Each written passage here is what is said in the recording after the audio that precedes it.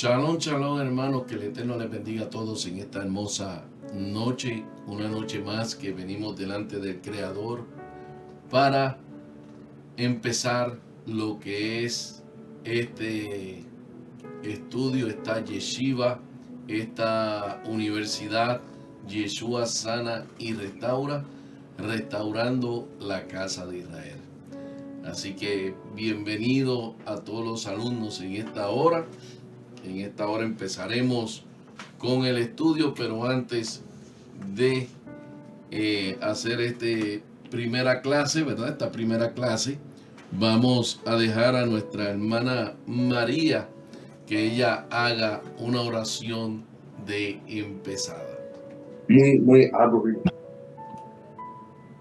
Buenas noches, ¿me oyen? Sí. ¿Sí? Bueno, vamos a darle gracias a Yahweh en esta noche porque vamos a empezar algo hermoso, vamos a empezar a aprender y a hacer cosas buenas para nuestro Padre. Amado Dios y buen Padre, estamos ante tu presencia, Señor, dándote las grandes gracias, dándote la honra, dándote la gloria, Señor, porque toda la gloria es para ti, diciéndote que tú eres lo mejor de nuestra vida. Elohim, gracias porque un día llegaste a nuestras vidas, porque un día nos escogiste para ser tus hijos, Señor. Pedimos pidiéndote perdón, Señor, si te hemos fallado, Señor, en alguna cosa que a ti no te agrade. Señor, bendice, Señor, a nuestros pastores, Señor, a nuestros maestros en esta noche, Señor. Padre, tu palabra dice que si alguno está falto de sabiduría, que lo pida, Padre. En esta noche te pedimos sabiduría, Señor, de lo alto. Abre nuestro entendimiento, abre nuestro raciocinio, Señor. Abre nuestro Espíritu Santo, Padre, para que podamos, Señor, oír, Señor, y entender lo que tú quieres que entendamos y que podamos aplicar lo que vamos a aprender, Señor, un día más, Señor, para poder seguir haciendo tu santa voluntad y estar preparados para el futuro que tú tienes para nosotros. Te damos gracias, Señor, por todo lo que haces, por lo que has hecho y por lo que harás. Gracias en esta noche, Señor. Muchas gracias por todo. En el nombre del Señor. Amén. Amén, amén, hermanos. En esta hora vamos a entrar en el primer estudio, primera clase. La primera clase que nos habla sobre la historia del Antiguo Testamento, del Tanakh, de la Torá, ¿verdad? Y fíjese que hay algo muy bonito que queremos ver, ¿verdad? Que presenta esta clase presenta un análisis literaria que reconoce que el Tanakh, el Antiguo Testamento, mismo manifiesta ser más que relato histórico de la nación judía, de la nación israelita de Israel, tanto para que descubra la revelación que Dios hace de sí mismo al nombre y en él se registra. No solo que Dios ha hecho en el pasado, sino también el plan divino para el futuro de la humanidad. Así que empezamos con esta primera clase, esta primera lección número 1. Empezamos, ¿verdad?, con el periodo de los principios, hermano. El periodo de los principios. Y todo el mundo tiene su papel. Yo voy a leer del lado de acá y al final vamos a ver quién tiene alguna pregunta, quién no. Amén. Así que empezamos. Los interrogantes acerca del origen de la vida y de las cosas que han tenido siempre un lugar en el pensamiento humano. Cuando hablamos del periodo de los principios, esta palabra, ¿verdad, hermano?, nos transforma. Nos transforma a un pasado que es la creación, ¿verdad? Lo que vemos aquí es la creación. Pero que hubo en ese plan de la creación. Pero, como había dicho, esto es para el presente y para el futuro. Y esto es un pensamiento humano. El origen de la vida. El origen de las cosas. ¿Verdad? Pero ahora yo quiero también en este estudio, en este momento, que apunten en su libreta, en su papel o en donde usted quiera apuntarlo. Quiero que usted escriba esta pregunta.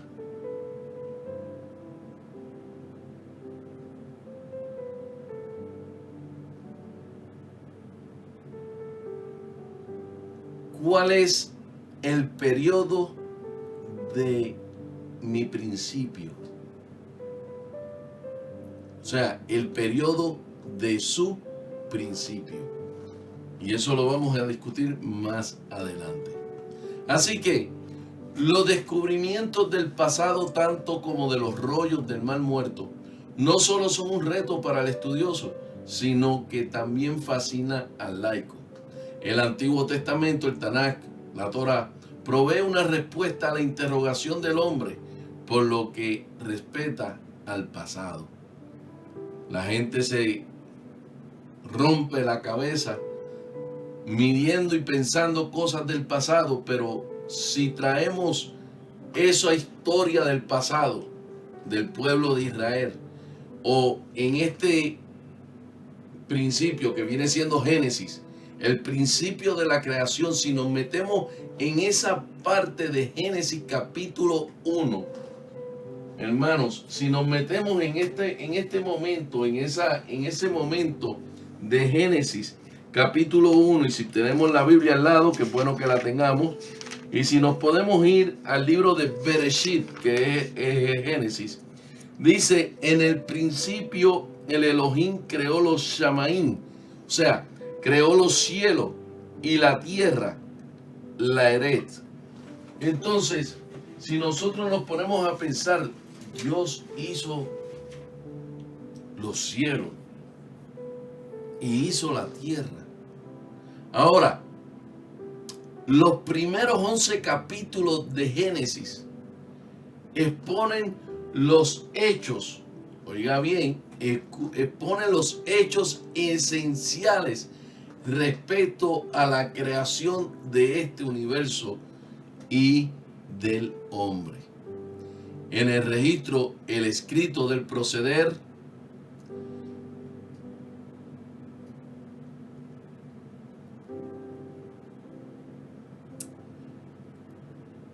volvemos atrás un momento, porque esto viene del Señor.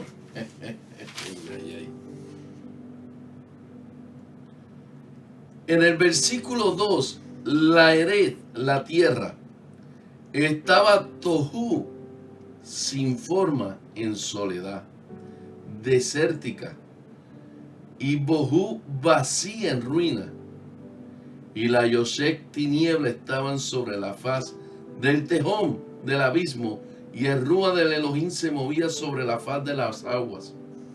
Nosotros, sin Yeshua, estábamos tohu, sin forma, en soledad. Éramos un desierto, vacíos, en ruinas y andando en las tinieblas. No sé por qué tenía que salir eso, pero vino del cielo, así que recíbalo para que vayamos pensando. Así que en el registro del escritor del proceder de Dios con el hombre, estos capítulos penetran en el pasado, el más allá de lo que ha sido establecido y corroborado, y definitivamente por la investigación histórica. Ahora, con razonable seguridad y sin embargo, el Evangelio acepta inequívocamente esta parte de la Biblia como el primero. Ahora, nosotros que creemos en el Señor, es la seguridad que tenemos que aquí se acepta lo que vamos a estudiar en Génesis, que es la creación del universo por Dios.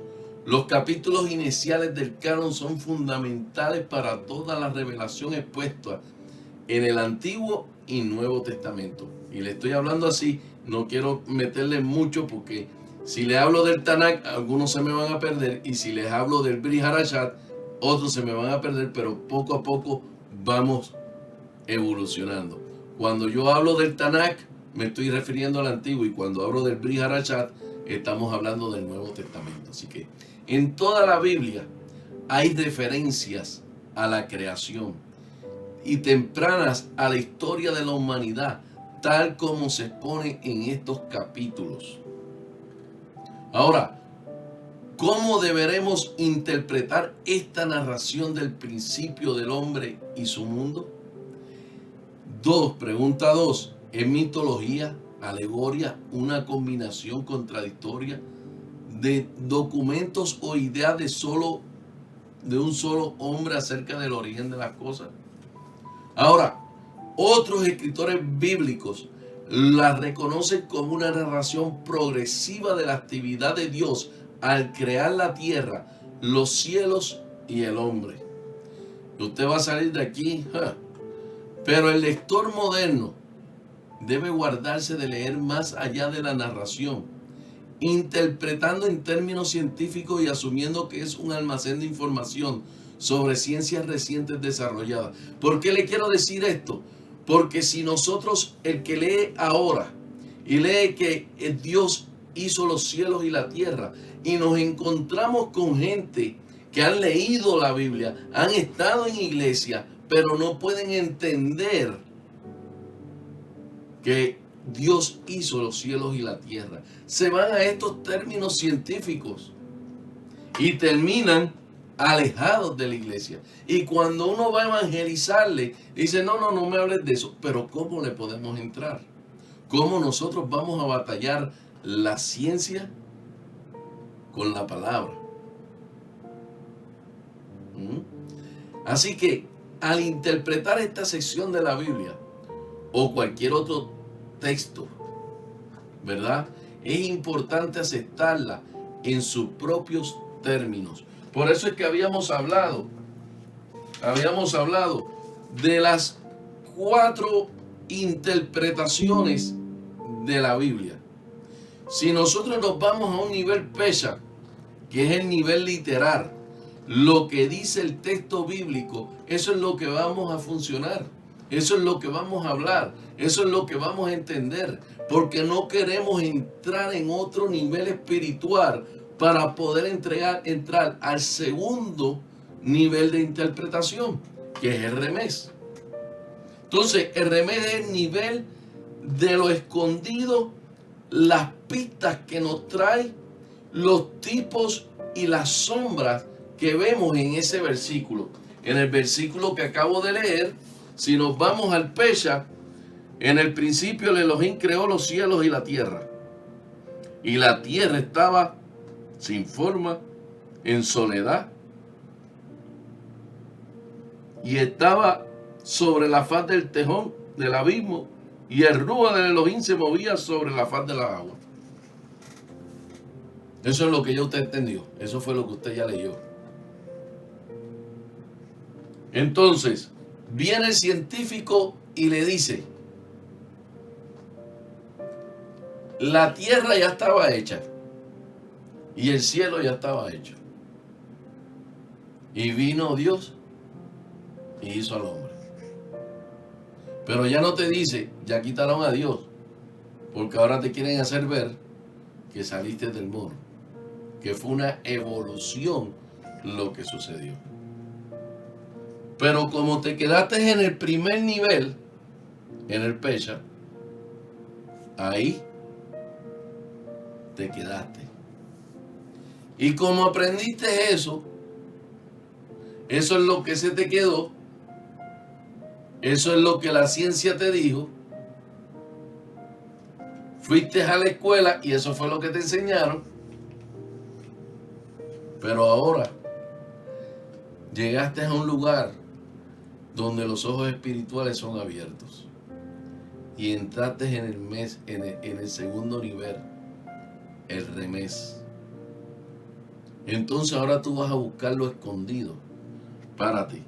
En el principio el Elohim creó los Shamaim, creó los cielos. Wow. Y te pone a pensar y a pasar la película, ¿cómo el Señor hizo los cielos?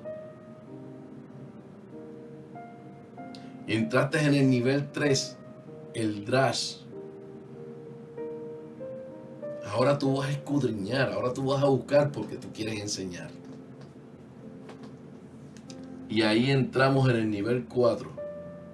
Ahora vamos a buscarlo en el nivel de los secretos, de los misterios secretos que hay. Cuando entonces lees en el principio el Elohim creó los Shamaim, creó los cielos y la Eret tierra estaba en Tohu, sin forma. O sea, que Él le dio forma. Cuando creó los cielos y la tierra, ahí le dio forma a la tierra.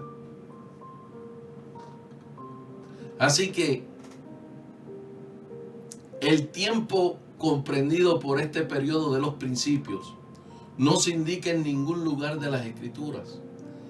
En tanto, el punto termina el tiempo de Abraham. Se relaciona con la primera mitad del segundo milenio. Los demás acontecimientos de esta era no pueden ser fechados con exactitud.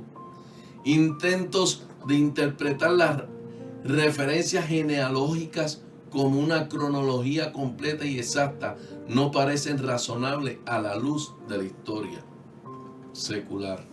Aunque la narrativa sigue en general un orden cronológico, el autor de Génesis no sugiere en forma alguna una fecha para la creación. Tampoco se nos han conocido los detalles geográficos de este periodo. Es importante que lleguen a ser identificadas las situaciones del Edén y algunos de los ríos y naciones mencionados. No se señalan los cambios geográficos habidos con la expulsión del hombre del Edén y con el diablo. Que el Señor lo reprenda. Al parecer está más allá de los límites de la investigación humana. ¿Cuánta gente no andan buscando el Edén? ¿Cuántos científicos, cuántos buscadores, cuánta gente no están detrás del Edén?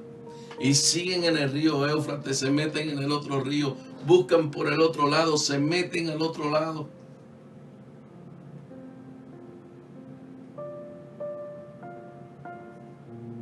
Así que, al leer los 11 capítulos del Antiguo Testamento, pueden suscitarse cuestiones que la narrativa deja sin contestación. Estos interrogantes merecen un estudio más extenso. O sea, el nivel 4, el SOT, que ahí es donde yo lo quiero llevar. Yo quiero que cuando terminemos este estudio, estas clases, podamos estar en un nivel 3 para entrar al 4. Porque cuando terminemos tenemos que estar ahí en el 4. Por eso es que estos interrogantes merecen un estudio más extenso. No es que usted va a ser un científico. No es que usted va a ser un doctor. Pero usted va a estar más capacitado espiritualmente, con un entendimiento más grande de lo que es el Tanakh.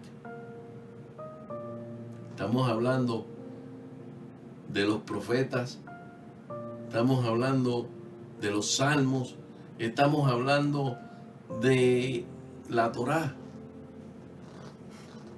Porque si entendemos el Tanakh y sabemos el Tanakh y podemos identificarnos con el Tanakh, entonces podemos pasar al Brit Hadashah y entender el Brit Hadashah. Pero no podemos entender el Brit Hadashah si brincamos el Tanakh. Así que el relato de la creación que se encuentra en Génesis capítulo 1, versículo 1, hasta Génesis capítulo 2, versículo 25, donde nos habla en el principio, que introduce el desarrollo en la preparación, el universo y la creación del hombre.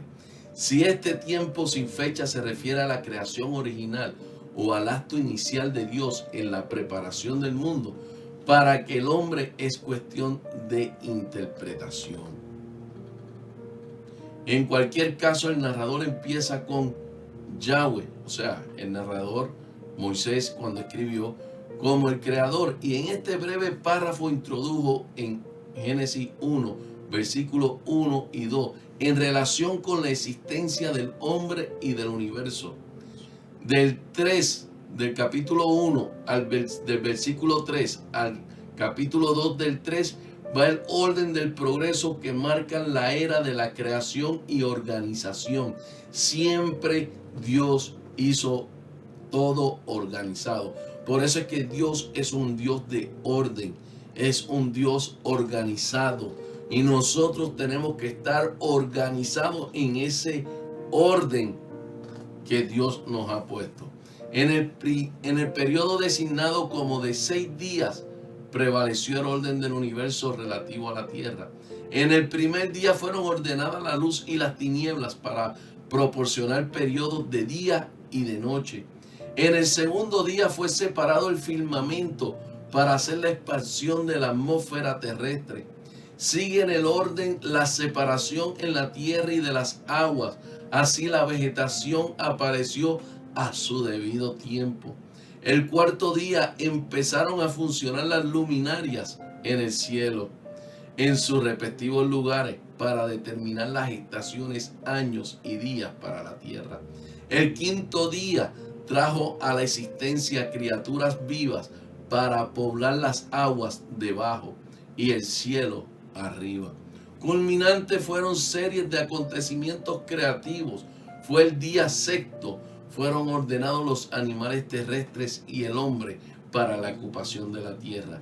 Y el último día fue distinguido de los primeros, confiándosela a la responsabilidad de tener dominio sobre toda vida animal. La vegetación fue la provisión de Dios para su mantenimiento. Y en el séptimo día terminó Dios sus actos creativos y lo santificó como periodo de descanso. Así que el hombre es inmediatamente distinguido como lo más importante de toda la creación de Dios. Génesis 2:4 al 25. Creado a imagen de Dios, el hombre se convierte en el punto central de su interés al continuar el relato. Aquí se dan más detalles de su creación. Dios lo formó del polvo de la tierra, sopló en él aliento de vida, haciéndolo un ser viviente. Al hombre no solo se le confió la responsabilidad de cuidar de los animales, sino que también se le encargó que le pusieran nombre. La distinción entre el hombre y los animales se hace más evidente por el hecho de que no encontró compañía satisfactoria hasta que Dios creó a Eva como su ayuda idónea. Como habitación del hombre, Dios preparó un jardín en el Edén. Encargado del cuidado de este jardín al hombre, le fue confiado el disfrute por completo de todas las cosas que Dios había previsto abundantemente. Había únicamente una restricción: el hombre no debía de comer del árbol del conocimiento del bien y del mal. Y usted y yo tenemos varias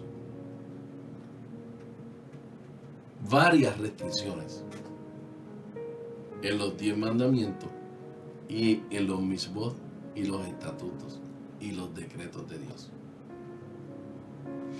Así que en Génesis capítulo 3, versículo 1, el capítulo 6, versículo 10, es la caída del hombre y sus consecuencias. Y el punto más crucial en la relación del hombre con Dios es el cambio drástico que se precipitó por desobediencia del primero, como vemos en Génesis capítulo 3, versículo 1 al 24. Como el más trágico desarrollo en la historia de la raza humana, constituye un tema recurrente en la Biblia, enfrentada con una serpiente que la hablaba. Eva comenzó a dudar de la prohibición de Dios y deliberadamente desobedeció. A su vez, Adán cedió a la persuasión de Eva. No tuvo dominio propio. Así que inmediatamente se hallaron conscientes de su decepción y del engaño producido por la serpiente y de su desobediencia a Dios. Aquí entró la desobediencia a la palabra de Dios, a lo que él había hablado. Con hojas de higuera intentaron recubrir su vergüenza. Cara a cara con el Señor, creador de todas las partes implicadas en la transgresión, fueron juzgadas solamente. La serpiente fue maldita por encima de todos los animales. La enemistad sería puesta como relación perpetua entre su semilla de la serpiente, que representaba más que el reptil presente, y la semilla de la mujer. Respecto a Adán y Eva, el juicio de Dios tiene un carácter de misericordia, al asegurar la definitiva victoria para el hombre a través de la semilla de la mujer, Génesis 3:15. Pero la mujer fue condenada al sufrimiento de criar sus hijos y el hombre sujeto a una tierra maldita. Dios proveyó pieles para sus vestidos, que implicaba matar animales como consecuencia de ser el hombre pecador, consciente del conocimiento del bien y del mal. Y Adán y Eva fueron inmediatamente expulsados del huerto del Edén por medio a quien compartiera el árbol de vida y así vivir para siempre. Perdido el hábitat de la eterna felicidad, el hombre se encaró con las consecuencias de la maldición, con solo la promesa de una eventual consuelo a través de la simiente de la mujer que mitigaría su destino. De los hijos nacidos de Adán y Eva, solo 3 se mencionan por su nombre. Las experiencias de Caín y Abel revelan la condición del hombre en su nuevo estado cambiado. Ambos adoraban a Dios llevándoles ofrendas, mientras que el sacrificio de un animal de Abel era admitido, la ofrenda de vegetales de Caín era rechazada. Irritado por aquello, Caín mató a su hermano. Puesto que había sido advertido por Dios, Caín adoptó una actitud que, deliberada a la desobediencia, convirtiéndose así en el primer asesino de la humanidad.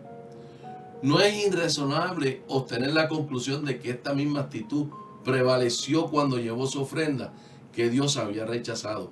La civilización de Caín y sus descendientes está reflejada en una genealogía que sin duda alguna representa un muy largo periodo de tiempo. Génesis 4, versículos 17 y 24. El propio Caín fundó una ciudad, una sociedad urbana en la antigüedad. Por supuesto, implicaba el crecimiento de rebaños y manadas de animales. Las artes se desarrollaron con la invención y producción de instrumentos musicales. Con el uso del hierro y el bronce surgió la ciencia de la metalurgia. Esta avanzada cultura dio aparente al pueblo un falso sentido de seguridad, y esto se refleja en una actitud de despreocupación y fanfarronería ostentada por Lamec, el primer polígamo. Tuvo el orgullo de utilizar armas superiores para destruir la vida. Característicamente ausente, por contraste, tuvo cualquier reconocimiento de Dios por la progenie de Caín. Así que después de la muerte de Abel y su pérdida de la descensión respecto a Caín como asesino, los primeros padres tuvieron una nueva esperanza con el nacimiento de Set, Génesis 4:25. Fue en los días de los hijos de Set, Enos, que los hombres comenzaron a volverse hacia Dios. Y con el paso de numerosas generaciones y muchos siglos, otros signos de acercamiento a Dios fue ejemplificado en Enoc. Esta notable figura no experimentó la muerte. Su vida de piedad filial con Dios terminó con su asunción. Con el nacimiento de Noé, la esperanza revivió una vez más. Lamec, un descendiente de Set, anticipó que a través de su hijo el género humano sería consolado de la maldición y relevado de ella, por cual había sufrido desde la expulsión del hombre del jardín del Edén. Así que en los días de Noé, el creciente ateísmo de la civilización alcanzó una verdadera crisis. Dios había creado al hombre y su hábitat y estaba decepcionado con su prevalencia cultura. Los matrimonios entre los hijos de Dios y las hijas de los hombres le había disgustado. La corrupción, los vicios, la violencia se incrementaron hasta el extremo de que todos los planes y acciones del hombre estaban caracterizados por el mal. Y usted se pone a pensar en estos días, cómo están la corrupción, cómo están los vicios, cómo está la violencia. Imagínese usted que en el tiempo de Noé hubieran las armas que hay hoy en día. Usted se llega a imaginar qué hubiera pasado.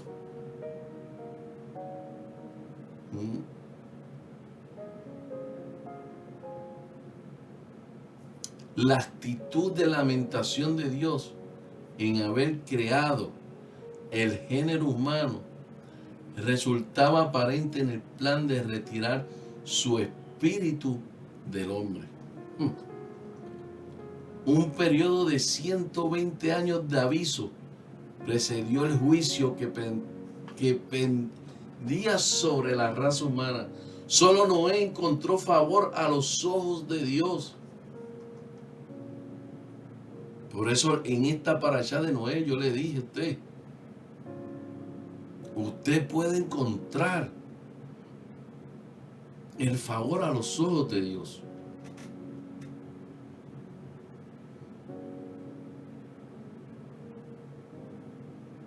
Justiciero, sin tacha, se mantuvo en una aceptable relación con el Dios, con el Creador, con el Elohim, con Yahweh.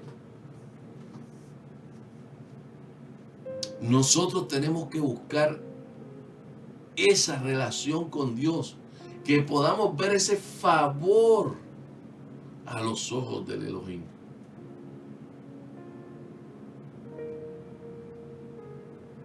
Eso es lo que yo oro todo el tiempo,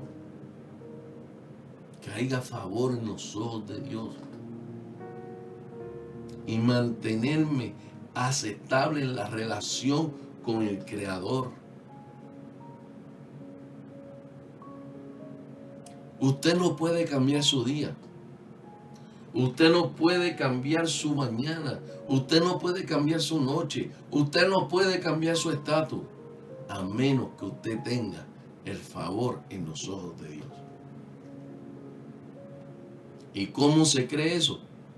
Estudiando su palabra, creciendo la fe, aumentando nuestra fe y siendo obediente, porque en la obediencia hay bendición. El diluvio, el juicio de Dios sobre el hombre. Génesis capítulo 6, versículo 11 al capítulo 8, versículo 19. Miren, Noé era un hombre obediente. Cuando se le ordenó que construyese el arca, él no dijo, no, lo hago después. No, lo hago mañana. No, yo voy a descansar ahora. No, yo no voy a hacer eso, yo no sé cómo hacerlo. Búscate a otro que lo haga. No. Cuando se le ordenó que construyese el arca, él siguió las instrucciones. Las medidas del arca todavía representan las proporciones básicas utilizadas en la construcción de embarcaciones, hermano. Todavía hoy, en el 2024, se usan esas proporciones básicas que estuvieron en la Biblia. Así construyen los botes hoy en día. No fue diseñada para navegar a velocidad. El arca fue construida para albergar y acomodar en ella todas las formas de vida que tuvieran que ser conservadas durante una crisis del juicio del mundo. Así el Señor va a coger a su remanente cuando esté esta crisis. Y lo uso de ejemplo. Pensamos como piensa la hermana Marlene. No, yo me voy para Costa Rica. Mi esposa me dijo, no, yo me voy para Santo Domingo, yo me voy para República Dominicana. El Señor va a coger en esa crisis que haya. En esa crisis que vendrá, Él va a coger a su remanente. Él va a tener la gente que son fieles a Él. Esa gente que han decidido mirar, buscar la gracia en los ojos de Yahweh. No se tiene que mudar para la China, no se tiene que mudar para la luna, no tiene que mudarse al fin de la tierra, no. Porque si somos obedientes, Él va a cuidar de nosotros. Y ahí podemos decir, como dice el Salmo 23, aunque ande en valle de sombra de muerte, no temeremos mal alguno. Y podemos irnos al Salmo 91, caerán 1000 y 10,000 a mi diestra y a mí no me tocará. Pero tenemos que buscar esa gracia en los ojos de Yahweh. Y como único lo podemos hacer es ser obedientes a Él. Se proveyó un amplio lugar para albergar a Noé, su esposa y sus 3 hijos y sus esposas. Aquí el único que vio la gracia en los ojos de Yahweh fue Noé, no fue su esposa, no fueron sus 3 hijos, no fueron las esposas de sus hijos.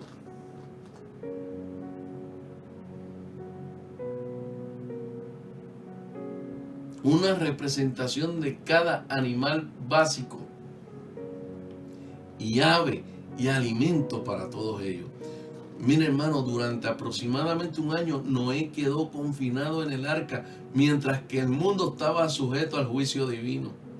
El propósito de Dios de destruir la pecadora raza humana se cumplió. Tanto si el diluvio fue local o escala mundial resulta de importancia secundaria por el hecho de que el diluvio se extendió lo bastante para incluir toda la raza humana. Lluvia incesante, aguas procedentes de fuentes subterráneas elevaron el nivel de las aguas por encima de los picos más altos de las montañas y a su debido tiempo el agua fue cediendo. El arca acabó descansando sobre el monte de Arad. Una vez que el hombre abandonase el arca, se enfrentó con una nueva oportunidad, un mundo renovado. Y aquí vamos, el nuevo principio del hombre. El nuevo principio del hombre. Génesis 8, versículo 20 a Génesis 11, 32. La civilización tras el diluvio comenzó con ofrecimientos sacrificales.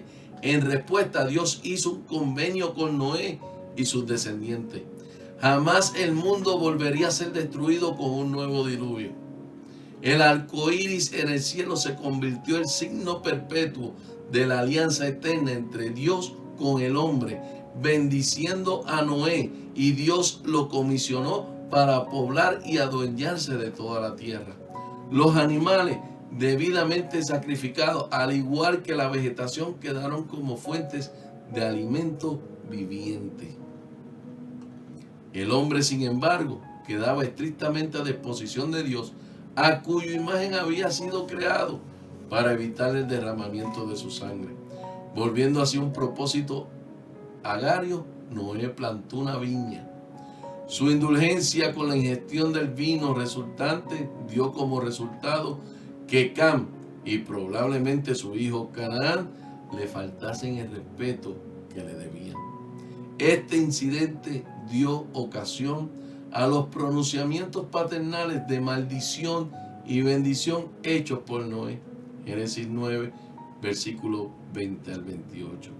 El veredicto de Noé fue profético en su alcance. Anticipó pecaminosa actitud de Cam reflejada en la línea de Canaán, uno de los 4 hijos de Cam.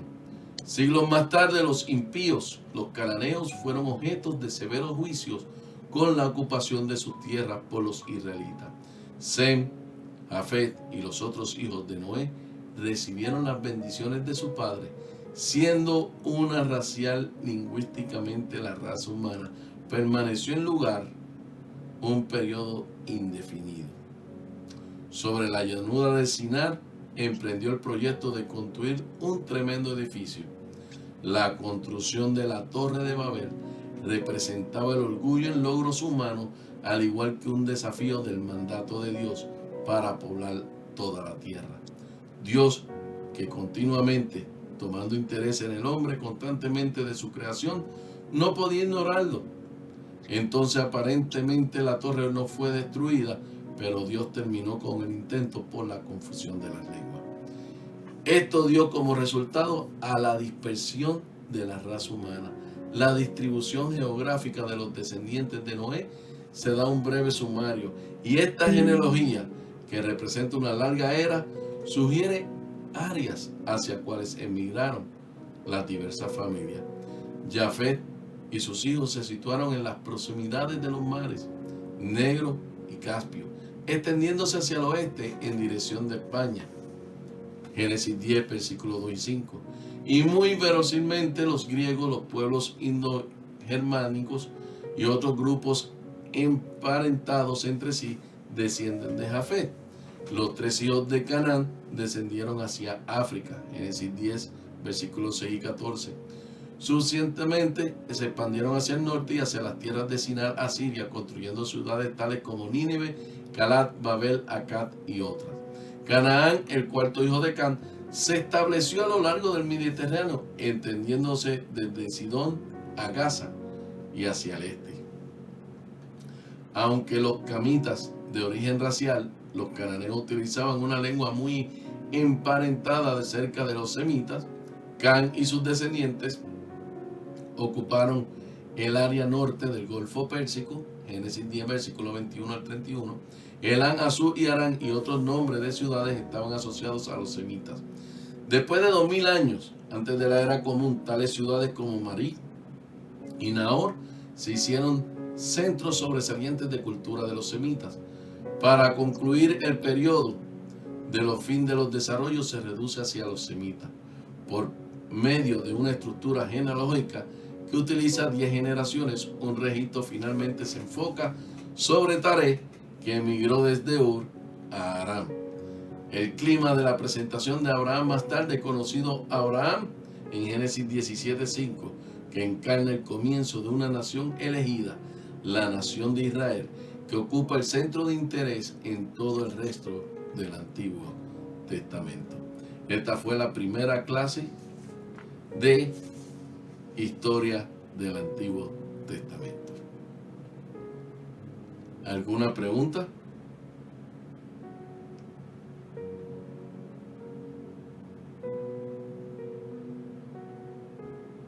¿Giné? No pregunta todavía.